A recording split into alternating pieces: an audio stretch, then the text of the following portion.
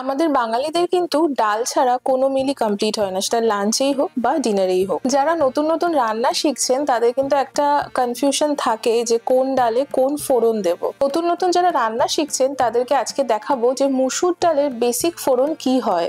অনেক ধরনেরই ফোড়ন হয়, তবে বেসিক যে একটা ফোড়ন যেটা খুব সহজে আপনারা বাড়িতে করে নিতে পারবেন সেই ফোড়নটা শেখাবো। চলুন আমার সাথে কাঁচা লঙ্কা রান্নাঘরে। লাগবে সেটা হলো সর্ষের তেল। আমি পরিমাণ মতো একটু সর্ষের তেল দিয়ে দিলাম। আমি দু রকম ফোড়ন দেখাবো। যারা একদম নিরামিষ করতে চাইছেন তাদের জন্য প্রথমে দেখিয়ে দিই। কালো জিরে দেব, শুকনো লঙ্কা দেব, কাঁচা লঙ্কা দেব আর তেজপাতা দেব। আর যারা একটু পেঁয়াজ রসুন দিতে চাইছেন সেটাও আমি দেখিয়ে দিচ্ছি।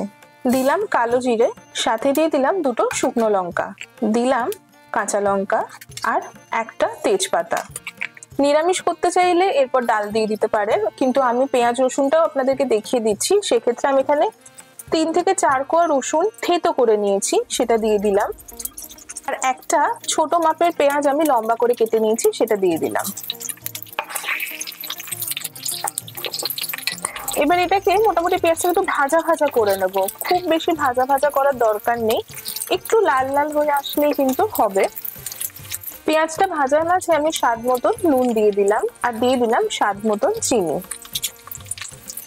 পেঁয়াজটা কিন্তু বেশ একটু ভাজা ভাজা হয়ে এসেছে। এবার আমি এখানে পরিমাণ মতো হলুদ দিয়ে দেবো। আমি এখানে 2 কাপ মুসুর ডাল নুন হলুদ ছাড়া এমনি সেদ্ধ করে রেখেছিলাম, সেটা ঢেলে দেবো। আমি 2 কাপ মুসুর ডাল নিয়েছিলাম, আমি 1.5 কাপ মতো জল আরো দিয়ে দেবো। আপনাদেরকে আজকে দেখালাম কালো জিরে কাঁচা লঙ্কা দিয়ে আর পেঁয়াজ রসুন দিয়েও কিভাবে আপনারা মুসুর ডাল বাড়িতে বানাতে পারবেন।